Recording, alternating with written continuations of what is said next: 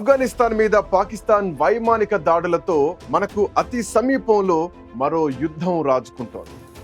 అకారణంగా దాడులు జరిపి అనేక మంది ప్రాణాలు తీయడాన్ని నిరసించిన ఆఫ్ఘనిస్తాన్ పాకిస్తాన్తో అమీతుమీ తేల్చుకోవడానికే నిర్ణయించుకుంది.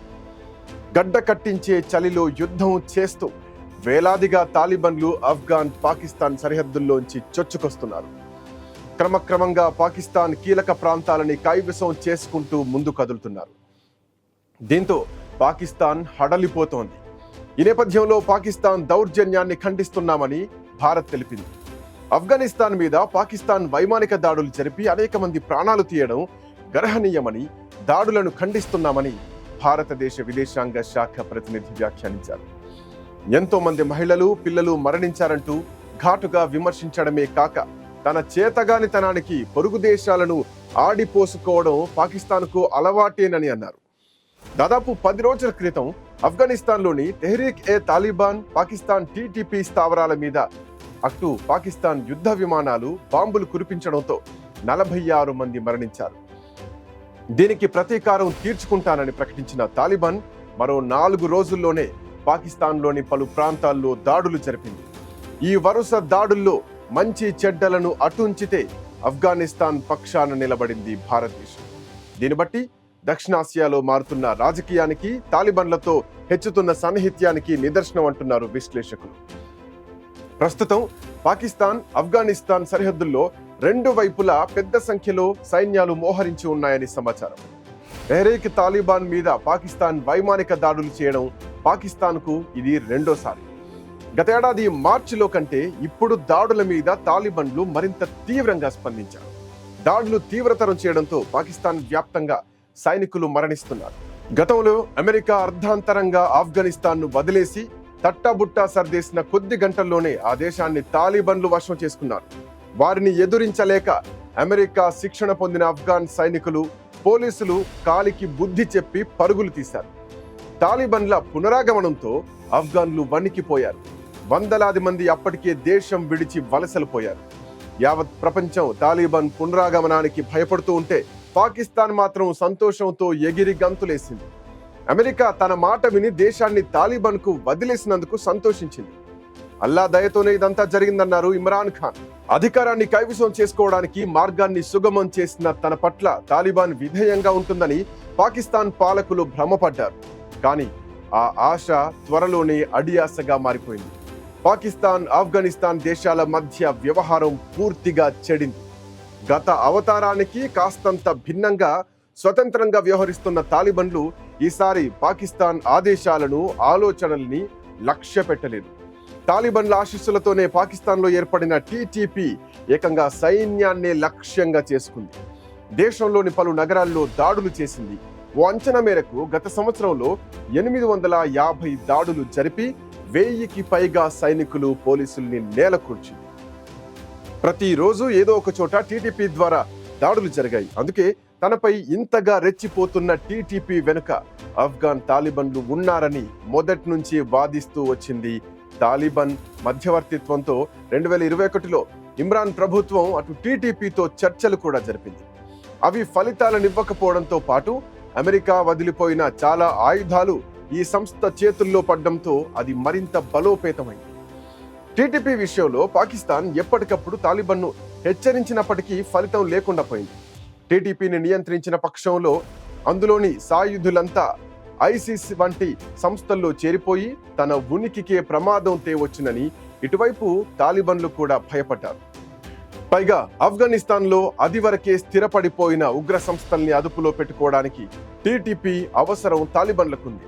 అందుకే దాంతో స్నేహం అనివార్యం చేసుకుంది ఆఫ్ఘనిస్తాన్. పాకిస్తాన్లో దాడులు చేయడం, ఆఫ్ఘనిస్తాన్ సరిహద్దుల్లో ఆశ్రయం పొందడం పరిపాటిగా మారిపోయింది. దాంతో టీటీపీని పెంచి పోషిస్తున్నందుకు ఆఫ్ఘనిస్తాన్ తాలిబాన్లపై పాకిస్తాన్ తీవ్రంగా మండిపడింది. నిజానికి పాకిస్తాన్ సరిహద్దు ప్రాంతాల్లో టీటీపీ సాగిస్తున్న విధ్వంసానికి తాలిబాన్లు పరోక్షంగా సహాయపడుతున్నారు. ఒక పక్క టీటీపీ, మరోపక్క బలోచ్, అట్లాగే పష్తూన్ తిరుగుబాటుదారుల విధ్వంసకాండలతో పాకిస్తాన్ నలిగిపోతోంది. చైనా, సౌదీ పెట్టుబడులకు భద్రత కల్పించలేని స్థితికి అది జారుకుంది. ప్రస్తుతం తాలిబాన్తో నేరుగా యుద్ధానికి దిగి గెలిచే స్థితిలో పాకిస్తాన్ లేదు. అందుకే ఇలా అడపాదడపా సరిహద్దుల్లోకి చొరబడి ఏవో కొన్ని దాడులు జరుపుతూ ఉగ్రవాదం మీద యుద్ధం చేస్తున్నట్టుగా ప్రజలను సమాధానపరిచే ప్రయత్నం చేస్తోంది పాకిస్తాన్. గతంలో ఉన్న బలంగా పాకిస్తాన్లో ఉంటున్న లక్షలాది మంది ఆఫ్ఘన్లను రోజుల వ్యవధిలోనే సరిహద్దుల నుంచి వెళ్లగొట్టిన ఘటన ఉభయ దేశాల మధ్య మరింత దూరం పెంచింది. ఒకవైపు పాకిస్తాన్తో సంబంధాలు ఇలా పతనమైపోతూ ఉంటే మరోపక్క ఆఫ్ఘన్ భారత్ సాన్నిహిత్యం పెరుగుతోంది.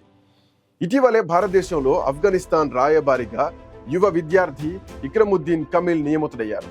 పాక్ ప్రేరేపిత ఉగ్రవాద సంస్థల్ని తన భూభాగంలో అనుమతించకుండా, భారతదేశానికి వ్యతిరేకంగా వ్యవహరించకుండా తాలిబాన్ ఉన్నంత కాలం ఈ స్నేహం కొనసాగుతుంది.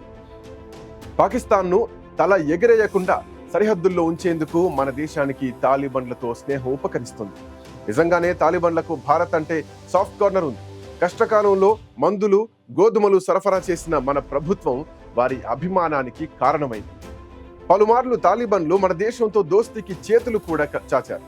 అయితే పాకిస్తాన్ను పాలిస్తున్న తాలిబాన్ ప్రభుత్వాన్ని అన్ని దేశాల మాదిరిగానే భారత్ గుర్తించలేదు. ఆఫ్ఘన్ పై పాక్ వైమానిక దాడుల గురించి మీడియా అడిగిన ప్రశ్నకు సోమవారం భారత విదేశాంగ శాఖ ప్రతినిధి రణధీర్ జైస్వాల్ చేసిన ప్రకటన పాకిస్తాన్కు కాల్చి వాతలు పెట్టినట్టయింది. అయితే అమాయక పౌరులపై దాడి జరిగితే భారత్ నిస్సందేహంగా ఖండిస్తుందని మన విదేశాంగ మంత్రిత్వ శాఖ ఒక రకంగా తేల్చి చెప్పేసిందని చెప్పాలి. ఆఫ్ఘనిస్తాన్ పై చేపట్టిన వైమానిక దాడిని భారత్ తీవ్రంగా తప్పుపట్టింది. పొరుగు దేశాలను నిందించడం పాక్కు అలవాటే అని చురకలంటించింది. తమ అంతర్గత వైఫల్యాలను పాక్ పొరుగు దేశాలపైనే రుద్దుతోందని ఆరోపించింది. ఈ అంశంపై ఆఫ్ఘన్ అధికార ప్రతినిధి మాట్లాడిన విషయం కూడా విదేశాంగ శాఖ దృష్టికి వచ్చినట్టు రణధీర్ జైస్వాల్ తెలిపారు. ఈ క్రూరమైన చర్యను అన్ని అంతర్జాతీయ సూత్రాలను ఉల్లంఘించడం స్పష్టమైన దూకుడు చర్యగా ఆఫ్ఘనిస్తాన్ పరిగణిస్తుందని రక్షణ మంత్రిత్వ శాఖ ప్రతినిధి ఇనాయతుల్లా ఒక ప్రకటనలో తెలిపారు. ఇస్లామిక్ ఎమిరేట్ ఈ పిరికి పంద చర్యకు సమాధానం ఇవ్వకుండా వదిలిపెట్టదని హెచ్చరించారు. శత్రువు మిత్రుడన్న చందంగా అటు బలోచ్ కూడా పాకిస్తాన్ పై దాడుల తీవ్రత పెంచింది. తమ ప్రాంతంలో చైనా ప్రాబల్యం పెంచడాన్ని వ్యతిరేకిస్తున్న బలోచ్లు అడపాదడపా దాడులు నిర్వహిస్తున్నారు. తాజాగా బలోచిస్తాన్ లోని తుర్బత్ నగర శివార్లలోని బెహమన్ ఏరియాలో పాకిస్తాన్ ఆర్మీ కాన్వాయ్ లక్ష్యంగా బెలూచిస్తాన్ లిబరేషన్ ఆర్మీ అనే మిలిటెంట్ సంస్థ ఆత్మాహుతి దాడి జరిపింది. ఈ ఘటనలో 47 మంది పాక్ సైనికులు మృతి చెందగా 30 మందికి పైగా జవాన్లు గాయపడ్డారు. బిఎల్ఏకు చెందిన మజీద్ బి గ్రేడ్ అనే ఫిదాయి యూనిట్ ఈ ఆత్మాహుతి దాడి చేసిందని వార్తల్లో ప్రస్తావించింది.